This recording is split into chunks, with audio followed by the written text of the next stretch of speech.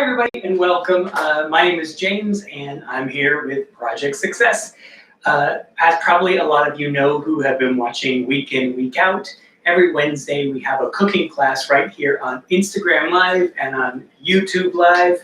We're going to have yet another week of that this week. I want to say hello to those of you who have been watching week in, week out. If this is your first week, then welcome. Here's what we're going to do. Just like we would ordinarily do at Project Success at the Institute on Wednesday evenings, we're going to cook something together. Now, it could be that you're at home right now prepared to sort of go step by step by step right here with me, or it could be that you're going to watch tonight's video and then make what we make later on. Either way is fine. If you want to find this video later on, you can do that at Instagram Live, or at Instagram. If you just go and check the stories, that's where it'll be archived. And if you want to watch the video that we're making on YouTube, that's probably the easiest way to do it. You can just find Project Success on YouTube and you can subscribe to Project Success and then you'll see the video there. If you're enrolled in our cooking class, or were before we went on hiatus, then you're probably receiving at least one email every week from me. You can find the link to this week's cooking class there as well. So the very same website, the Launchpad that we've been sending you all to, you can find this week's video as soon as it's done here, as well as the recipe, and maybe a few other videos that will show you some of the things that I think it's important to know about the dish that we're preparing. So what are we preparing this week? We've been working a lot with pantry staples, but we are taking sort of a departure this week for two reasons. One of them is last week I turned to Chase using the various different communication contraptions that we have available to us right now. Chase, y'all will know if you've been to the Institute before, she's a program coordinator, and I said, what do you think we should make next week? And she said, what about shrimp tacos? I just made these recently and they were really good.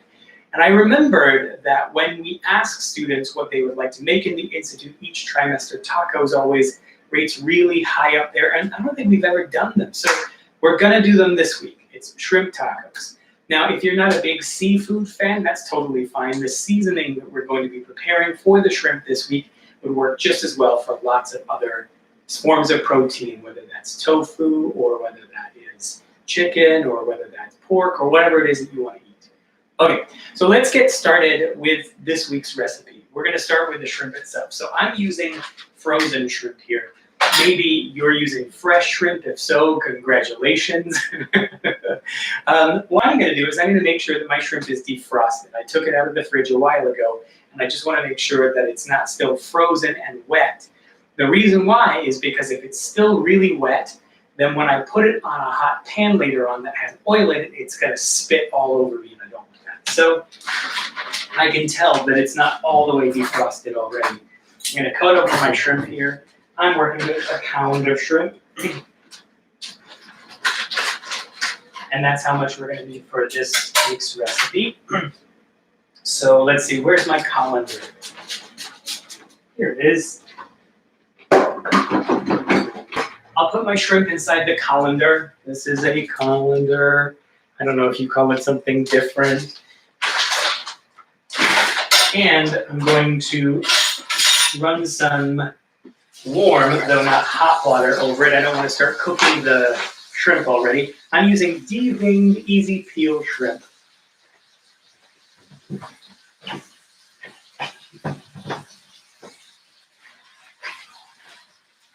And hopefully before too long, my shrimp will be more or less defrosted.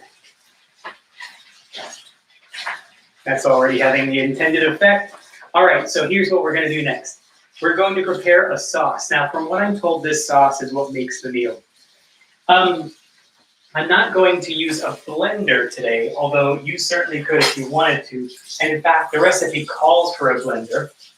Instead, I'm going to depend upon my trusty kitchen knife.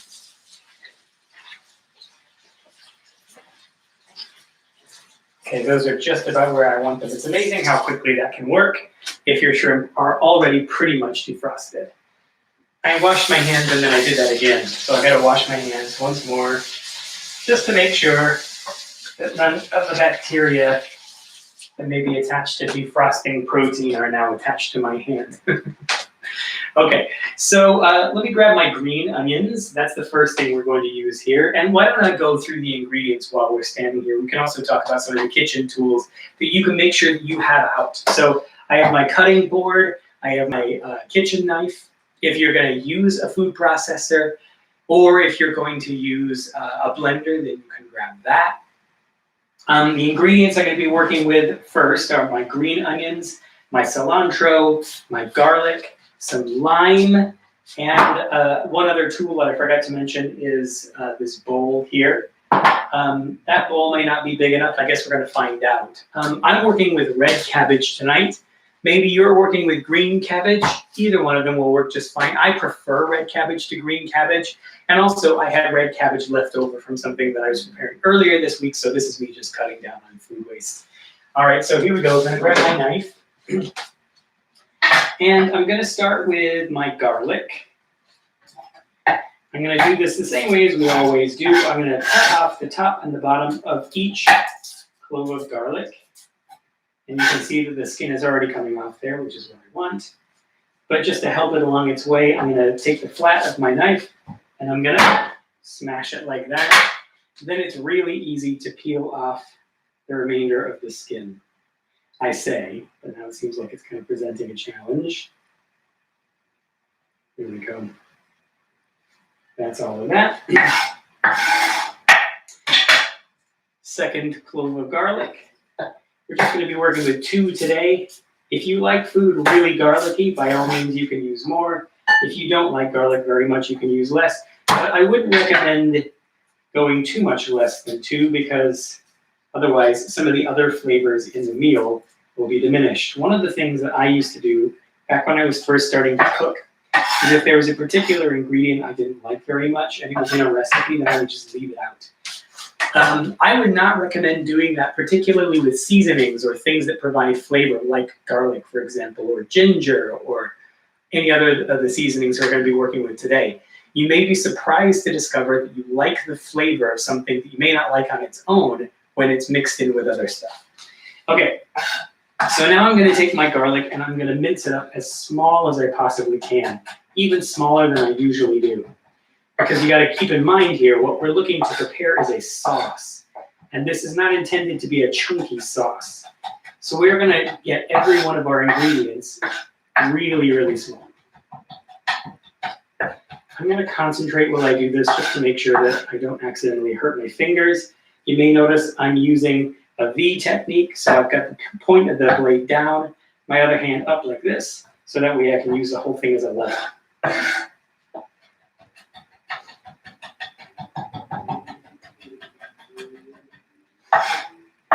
Each time I saw through the garlic, I'm making a pile of it again, and then I'm cutting through the pile once more.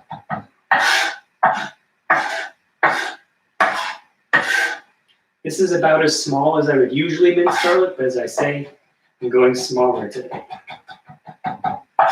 And as I go, I'm noticing that there's garlic that's stuck to my blade, so I just take that off with my index finger.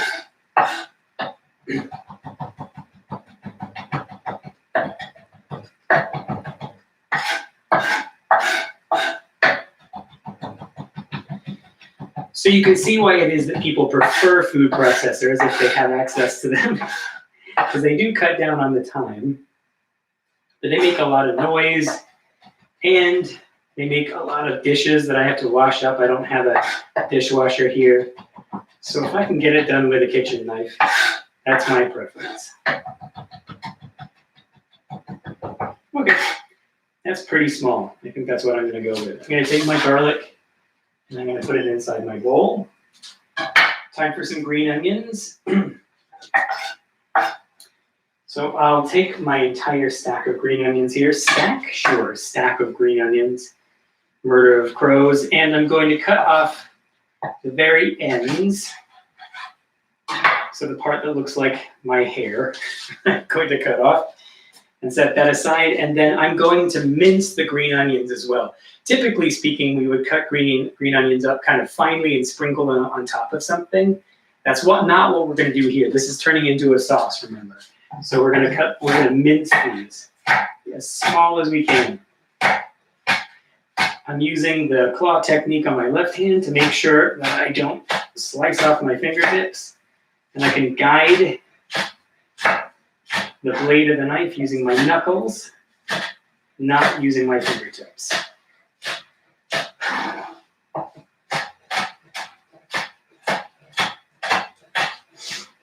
What we're aiming for here is actually a couple of cups. I think that's right, a couple of cups worth of green onions, but you can think of it as just being a bunch of green onions. I have fewer green onions than you do probably, because I needed green onions for some pad thai that I was making last night. So I use just a little bit of the green onions I was saving for this dish. Oh well, it just won't be as green oniony.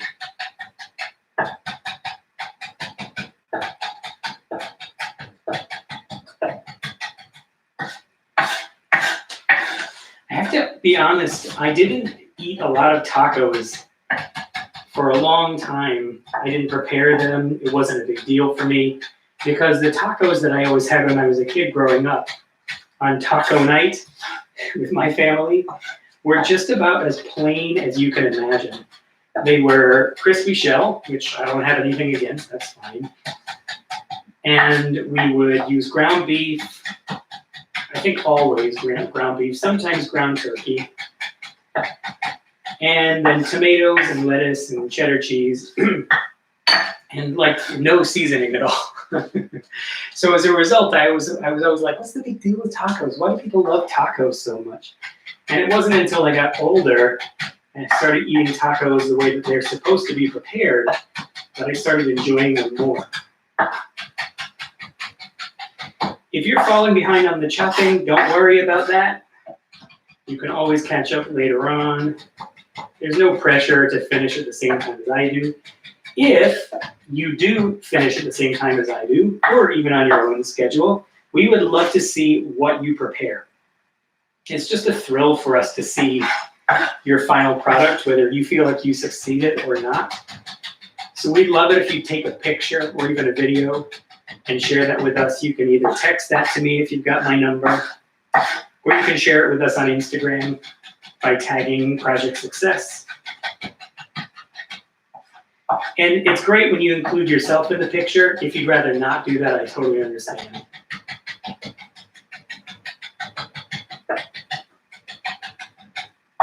All right, that's as small as I think I'm going to be able to get that today. I'm not going to try and split the atom of the green onion. Okay, let's add that to my bowl. Whew, that made me cry a little. Okay, so next we're going to chop and mince the cilantro. We are going for flavor here rather than texture, so it's not a big deal if we get some stems in there. Ordinarily, we might try to avoid getting the stems in our cilantro, but it's not a huge deal this time, so I'm going to be pretty rough with it. I'm going to save some of this cilantro for later, because I like to sprinkle cilantro on top of my tacos as well. So I'm just going to grab a few sprigs there. I'll set them aside over here. And the rest of it here, I'm going to mince. Here we go. So gathering it up into a pile. Same old technique as we did before. Thankfully, cilantro is a little bit easier to mince, a bit less slippery.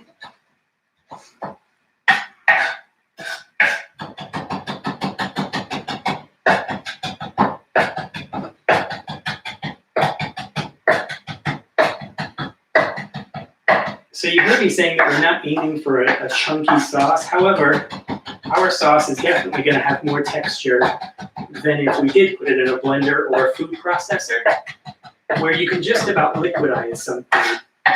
I nearly said liquidate. I think that has an entirely different meaning. So ours is going to have maybe the same color and a lot of the same flavors as if we were food processing it. But you'll be able to have a bit of the crunch of the cilantro, which is fine by me, and the green onions as well.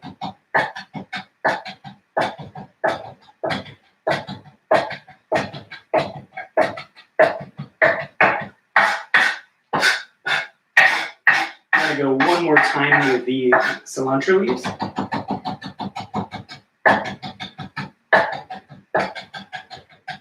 And I'm noticing that I'm still able to make things a bit smaller, but not as much as I was when I was first getting started. Okay, let's add all of this to my bowl.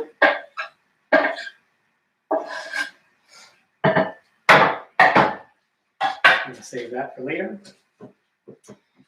Okay, so now I've got my green onions, my cilantro, and my garlic. Now I'm going to mix in some of the other flavoring ingredients. So I need some salt. I'm going to put in about a half a teaspoon. Where did I put that? It's over here. About a half a teaspoon of salt. I'm going to sort of eyeball that. That's how much I'm putting in. There you go. I love salt, as you know, but I don't want to overdo it. Next, we're going to put in the juice of 2 limes. So if you have a juicer, by all means, you can use it. It's not necessary, though. You could just squeeze the juice of the lime in there.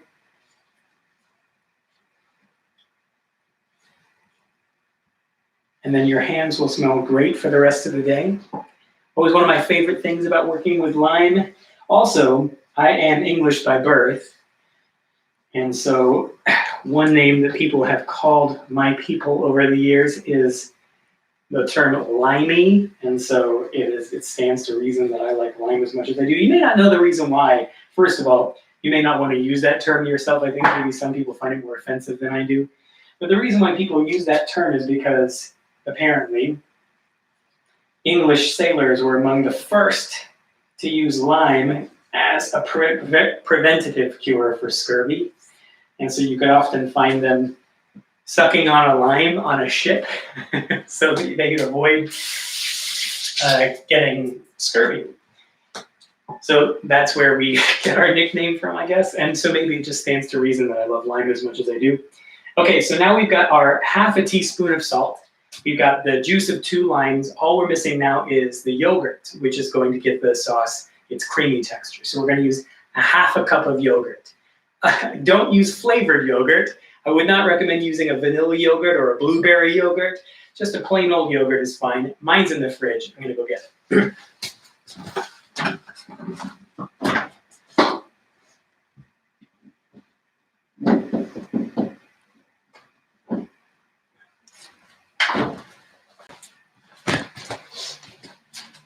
Somehow or other, I ended up with a bunch more yogurt than I need. If you're like me and you've already dipped into your yogurt supply, then you may have a little bit of liquid on the top. Not optimal, but not terrible. So long as your yogurt hasn't expired, just mix that in there. Okay, and I'm going to grab my half a cup measure. In fact, I think I'll just use my cup measure and spoon in half.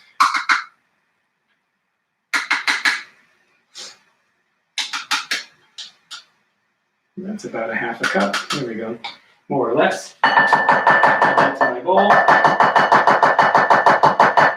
That's a lovely sound, isn't it?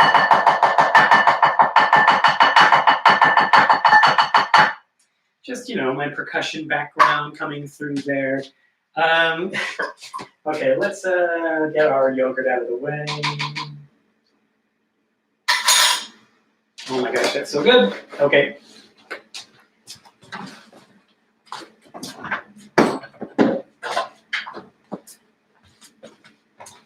And now we're going to make our sauce by mixing all of that together. I'm just going to use a fork.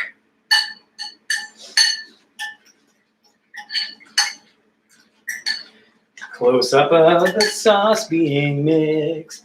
This is what it looks like when you're mixing your sauce. As you can see, mine is a lot chunkier than it would be if I was using a food processor. If you were using a food processor, then this would be almost soupy, like a green soup. Whereas mine looks a bit more like a dip, as you can see here.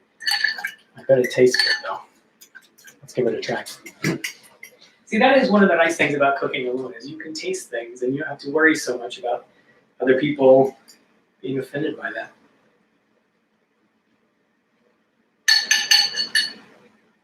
Wow. Ooh, that's tart. That is very tart. It's good though. I'm excited to see how that will taste when it's mixed in with some of the smoky flavors that we're using on the shrimp, which are fine. Okay. Okay, so next what we're going to do is we're going to prepare the slaw. We're going to be using a sort of a coleslaw here. So I'm going to grab my red cabbage, and we want to chop 2 to 3 cups of cabbage. If you're using a green cabbage, if you're using a napa cabbage, both of those will do. And we're going to chop it up relatively small, not into huge chunks. So what I'm doing here is I'm just running my knife down, cutting thin slivers of cabbage. You may need to cut your cabbage in half first. Mine's already done because I used it earlier in the week.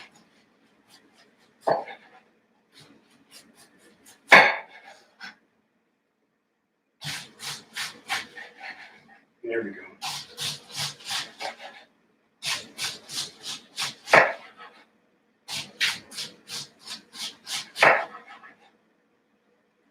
That looks like just about enough to me. I ended up with a huge head of red cabbage when I was making something earlier this week. And I was really glad to see that we were using cabbage in today's recipe because I thought, okay, good, I can put that to use. Okay, so now what I'm going to do is I'm going to chop up my cabbage, not even close to as small as when we were making the sauce. Think about coleslaw and about the size of the cabbage that's in that. If you like the texture of cabbage, you can keep it as big as you want. I don't want it quite that chunky. So I'm going to do kind of what I was doing before, where I'm taking a pile of my ingredients, in this case the cabbage, and I'm working my knife through it.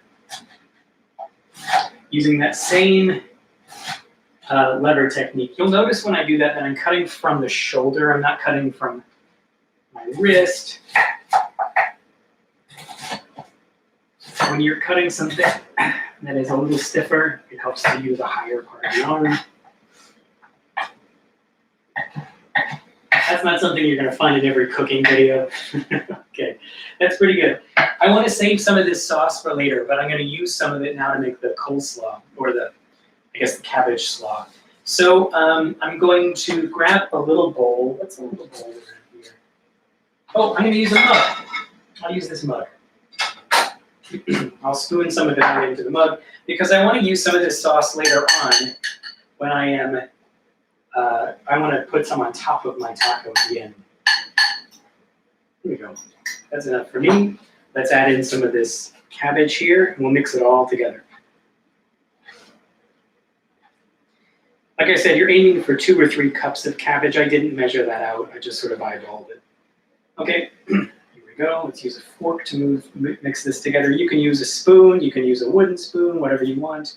What you're looking to do, though, is to coat the cabbage with the sauce. And if I discover that I don't have enough sauce here to do that, then I can take some of my reserved sauce and I can add it back in. That may be the case, actually. Let's see. Here, I'll show you what I'm working with. Probably a really different look to what you are working with if you are working with a green cabbage. Oh, that is starting to look really delicious. I love the color of red cabbage. I love that deep purple. Smoke and water. Fire in the sky. That's my deep purple reference in case you didn't catch it. Okay, there we go. Let's give that a try. I anticipate it will need more salt, as most things do. Here we go.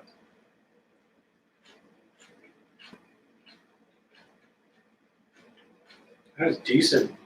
That was good. That does need more salt. So I am countering the acidity of those 2 limes.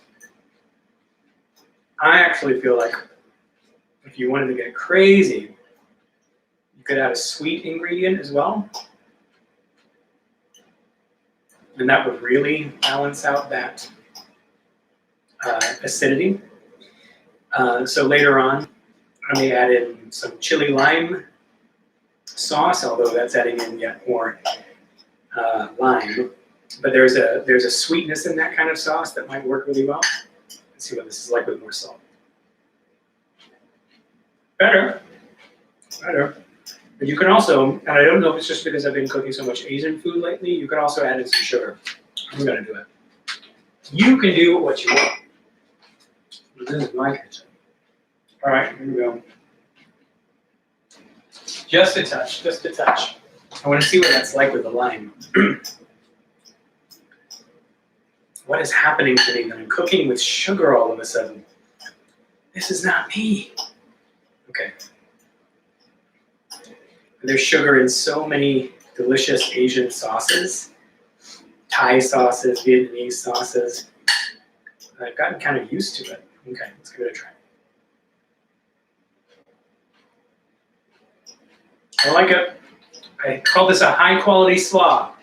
High-quality slaw. And I didn't even have to add in any more of my sauce. Great. Okay. It's time for us to make the spice mix for our shrimp. I'm going to do this in a big bowl. The reason why is because the shrimp is going to end up in here. So I don't want to create my spice mix in a different bowl and then end up dirtying 2 dishes. So that goes there. What we need to start out with is 2 teaspoons of chili powder. Just regular old chili powder, nothing special about it. Where's my teaspoon measure? As usual, my teaspoon measure is missing. I'm only 1/4 teaspoon. Let's do this 1/2 teaspoon. So that means that I'm going to be putting in twice as much, or it will seem like I'm putting in twice as much as you, because I'm using a 1/2 measure. So 2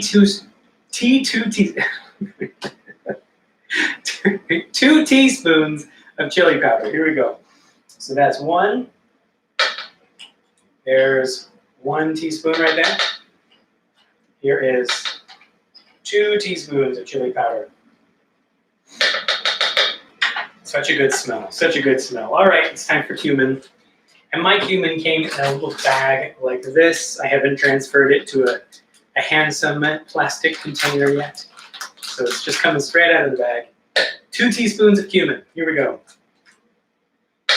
1, 2. What does cumin do? What does cumin do? It mellows spices. It makes them taste sort of more earthy and woody. You can smell it as it goes in. So the sharpness of that chili powder is balanced by the cumin. Okay, next we're going to add in some onion powder. What does onion powder do? Well, it makes things taste more like onions. And you'll notice that the only onions that we have in our dish so far are the green onions that we put into our sauce. That might be one of the reasons why my sauce tastes so acidic, is because I had about 1/2 of a bunch of green onions. And ordinarily those green onions might have balanced out some of the acid of the lime. Onions are acid too, but it's a different kind. Okay, how much of this onion powder do I want? I want 1/2 teaspoon. Perfect! See, I'm saving on dishes.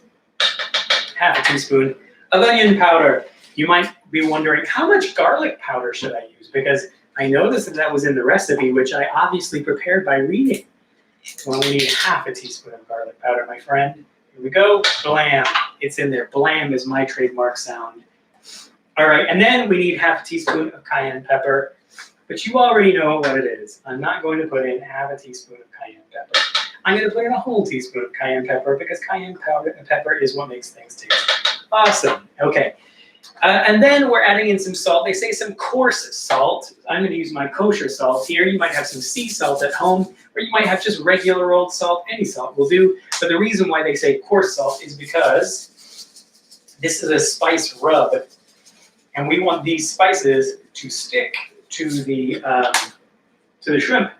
And then the coarse salt that sticks to the shrimp when we cook it then adds texture and a bit of crunch. And so that's probably why they're recommending that. Okay, got my spice rub ready. I'm just going to take the exact same thing that I had here, and I'm going to mix it all together. Let's get together, yeah. Blah, blah, blah, blah, blah, blah, blah. There we go. We are finished. You have to mix it for the exact amount of time that it takes to sing the chorus to that song from A Parent Trap. I've done it, so we're ready to move on. Everybody's getting these references that I'm saying today, right? Parent Trap, deep purple. These are very contemporary references. Okay, so next what we're gonna do is we're gonna make sure that our shrimp are ready to go. Mine are defrosted, which is great, but they are wet. I wanna dry them off.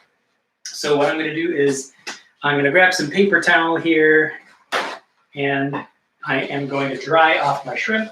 If I had an extra cooking surface, I would probably lay out this paper towel or a cloth towel, put my shrimp on them, and then I would towel the shrimp, but I don't have an extra surface. So I'm just gonna use these to daub off the water on the surface of the shrimp as best as I can.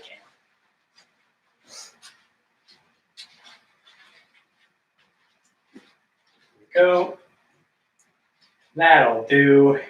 I'm probably going to get a little bit of a splatter when I add the shrimp to the skillet, but that's okay. Speaking of the skillet, let's get it heated up.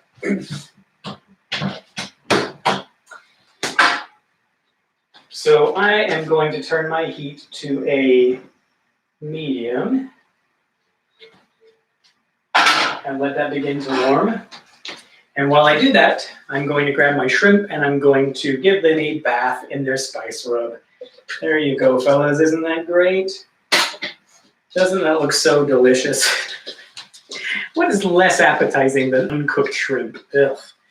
They're so gray and like, it's bizarre. I don't know. I would love to know. I say I would love to know more about the chemistry of it, but I don't know if I really would. I am interested in knowing why it is that shrimp turn pink when you cook them up. I don't get it. I'm just glad that they do because they look so much more appetizing that way.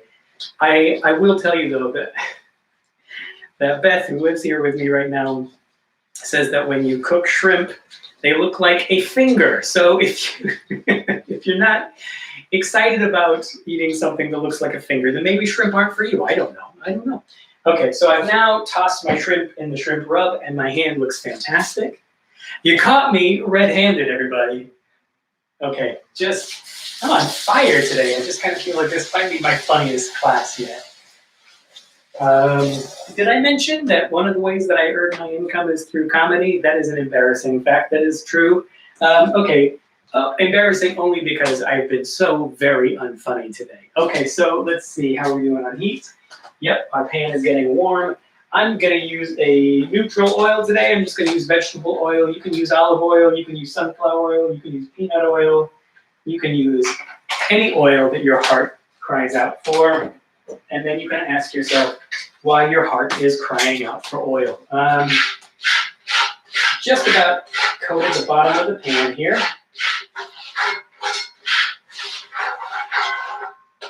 You've heard me say it before. We're going to wait for that oil to shimmer. And then we're going to add in the shrimp.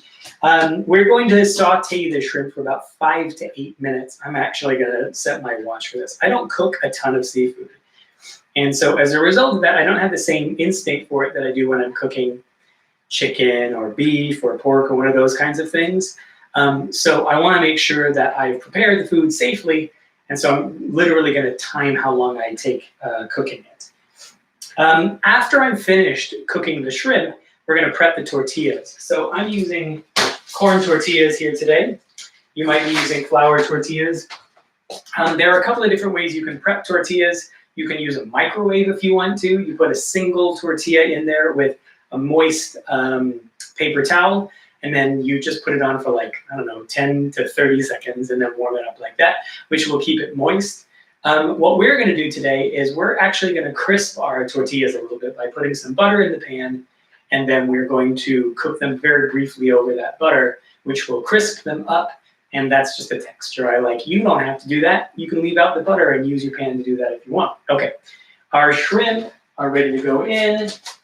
We're getting a bit of white smoke off the top of the oil. I'm going to step back a bit and make sure I don't get splashed by oil. But it looks like I'm all right. And let's set that timer.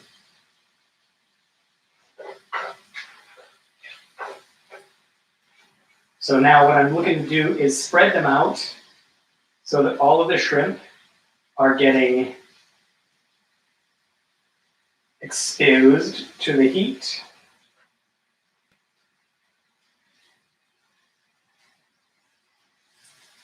I don't want them to be piled on top of each other, otherwise they won't be cooked.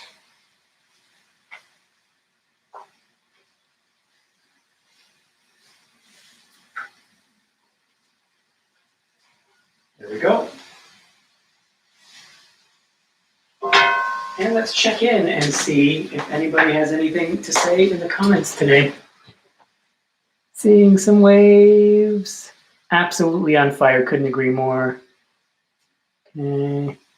When you blend it, it turns a really smooth green color. That's cool. How much cilantro do we need? We need a bunch of cilantro. So just like a single bunch of cilantro should do the job. Let's see. Hello, back to you. Okay. Anyone do anything fun? It was a dreary day today. I've been taking these very long walks, and I wasn't able to take any today, or take one today. It was just too cold. I mean, I did a run, but when I got back in, I was like, ugh, I don't want to go for a long walk in this. Let's see how our shrimp are doing.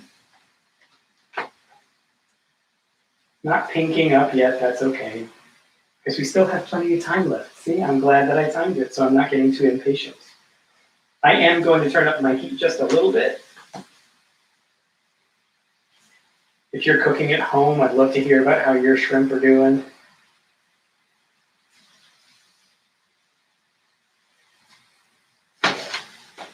Where did I put my bag? The shrimp bag. Oh, I think I might have thrown it away.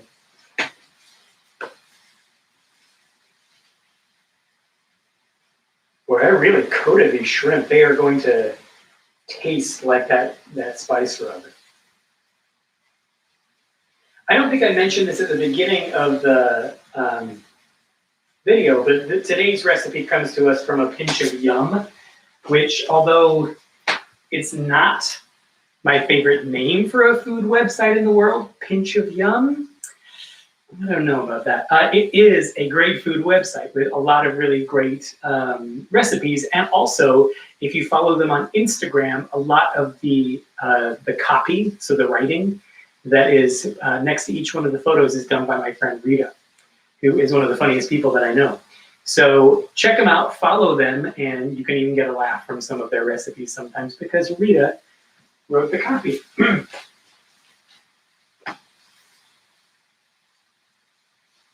Some of my shrimp are starting to pink up now, so I'm turning them. You'll notice that I'm using a set of tongs here. I'm cooking on a cast iron skillet, but you could just as easily use stainless steel.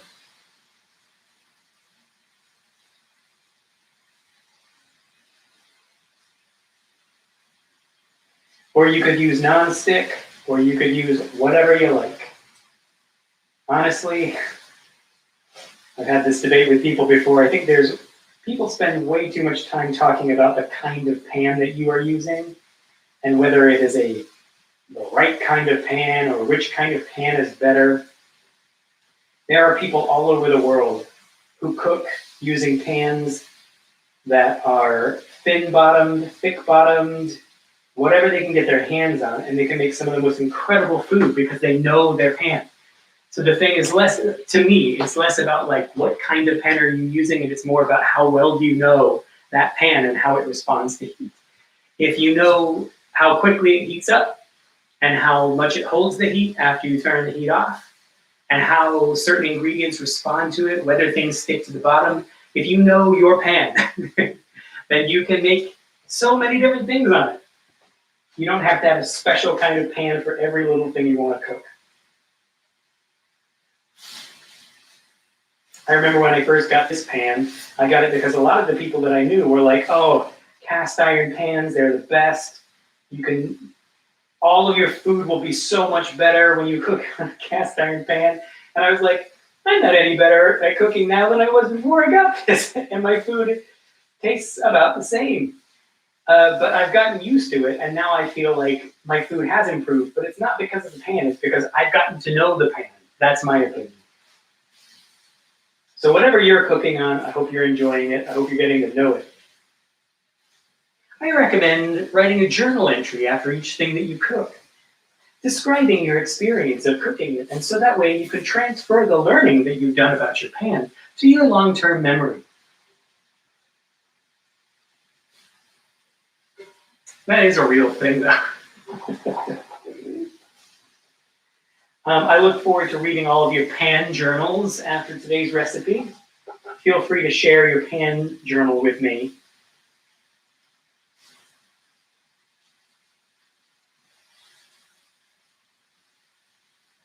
Still got a couple more minutes on these shrimp. They are starting to look V-delicious. V, in case you were wondering, is my abbreviation for very. It saved me a lot of time just then. Think about how much more time it would have taken me to say very, but instead I saved all that time by saying V, and now I can use that time that I saved to do some of the things that I love.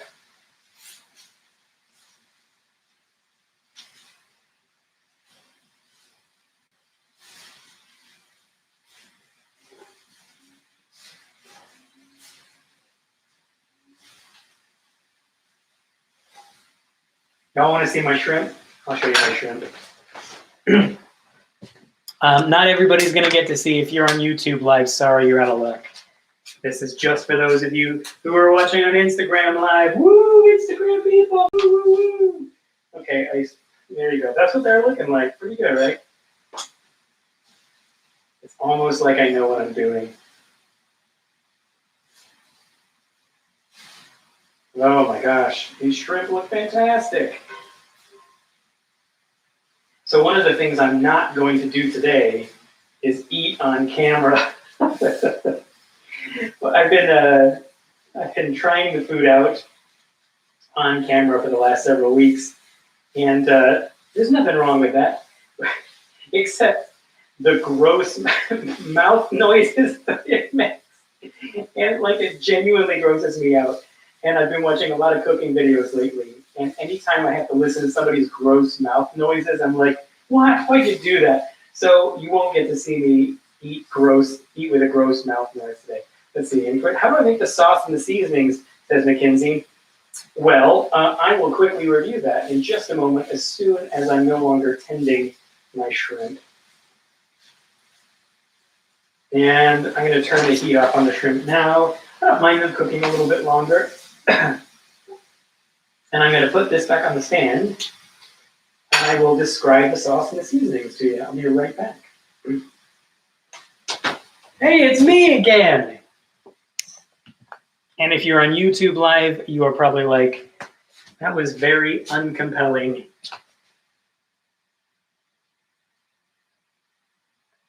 Okay, we're back again. All right, so here's how we made the sauce and the seasonings. The sauce was made by mixing together chopped green onions. I used a whole bunch. Chopped cilantro, same deal. 2 cloves of garlic.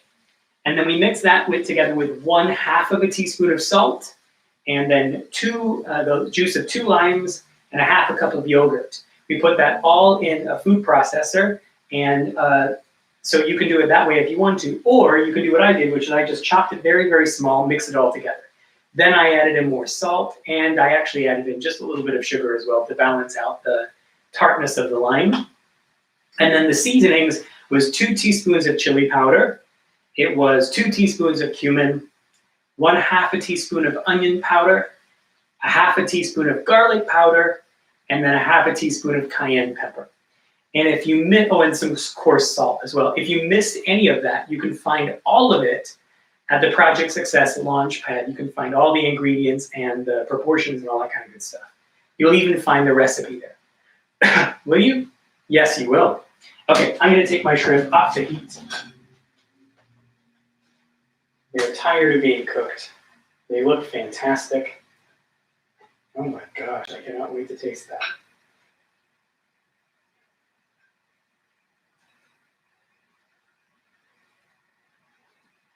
And I had a little plate off to the side here so that I could quickly transfer my shrimp from the heat to someplace else.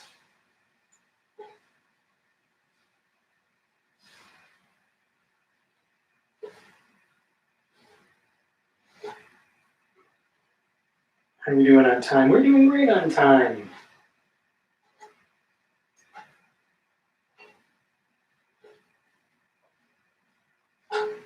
we go. All right, so next, now that we've turned off the heat, have I? Yes, just double checking. All right, so now that we've done that, we are going to prep our tortillas. Now, the only thing that I would recommend that you make sure of is that, oh no, actually, I'm gonna leave my seasoning in the pan. I'm fine with that. I actually kind of like the idea of having some of that seasoning on the outside of my tortilla. The pan is cooling, but it's not cool yet. So I'm going to take some of that leftover heat and I'm going to use it to melt that butter, which I'm going to use to crisp my tortilla. You can wait there, tortilla. All right, the next thing that I'm going to do is I'm going to work with my avocado here. I'm not going to make guacamole. I'm just going to smash an avocado. And I can tell that my avocado is ripe because I can squeeze it and I can feel that it gives a little bit. If yours doesn't give a little bit, then that's how you know that it's maybe not ripe enough to use yet. If it squeezes too easily, it may be brown on the inside. Let's see what mine looks like. I've got a good feeling about it.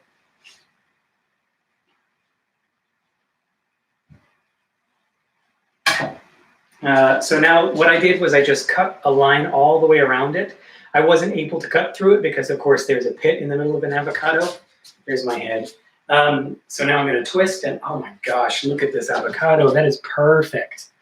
Lucky me, lucky me. That does not always happen. And what I'm going to do is I'm going to take my kitchen knife, and to remove the pit, I'm going to cut into it like this and twist the pit. Then I'm going to take the edge of my cutting board and knock it across so it falls on the floor. And I'm just going to leave it there. No, I'm not. Wow, look at that big avocado pit. Now, you can just take a spoon and scoop it out if you want to. Some people prefer to score the inside of their avocado. They sort of chop it inside there like that. I might as well do that because it's a nifty little trick. I'm using the tip of my knife to do that, so I have to be careful not to cut through the skin of the avocado. I'm not applying too much force there. So you can see it kind of looks a little bit like that, like a checkerboard inside of an avocado. That would be a very challenging game of checkers. I'm going to take another little bowl, and now I will take a spoon, and I will scoop out the inside of the avocado. And because I'm so lucky and my avocado is perfectly ripe, that's working out great. Here is something that I like that maybe not everybody else does, is I like seasoned salt in my smashed avocado. I don't have it right now, but if I had some Lowry's around, I would for sure use that. Okay, now I'm going to mash this. Some people at this stage like to add, if they are making guacamole, they like to add things like Worcester sauce, or they like to add things like lime juice or lemon juice. Some people like to add like a dairy ingredient. Some people add salt. I will be adding salt. I don't want any of you at home to worry about the sodium levels in my diet. That is none of your business. Okay, so here we go. Let's grab a little bit of salt. Mix that in. Oh my gosh, that looks terrific. Let's see what that avocado tastes like. That's delicious. Sorry if there are mouth noises. Okay. So now I've melted my butter. I'm going to make sure it's spread out. I'm going to grab a tortilla. And I don't need to spend a lot of time on this. I'm just warming it up. I just don't like cold tortillas. You turn the heat on very low.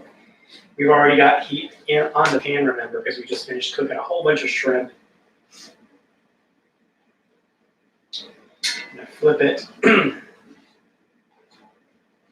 Makes it look really messy and gross, but that's fine by me.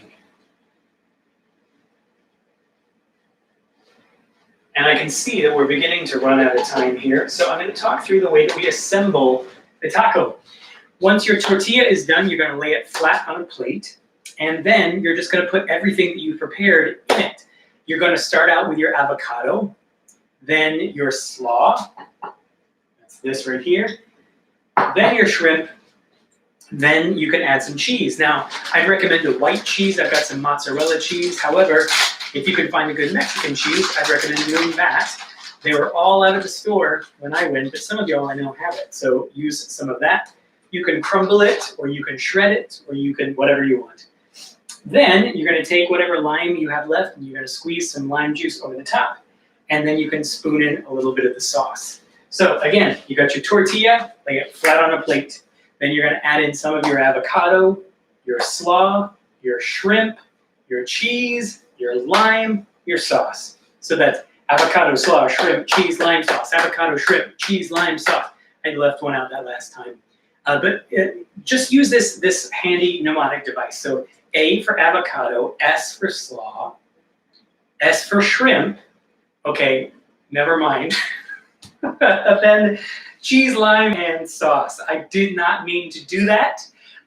Thank you so much for following along today. I hope you enjoyed it. I hope that you will make this at home. If not today, then you can make it at some other point.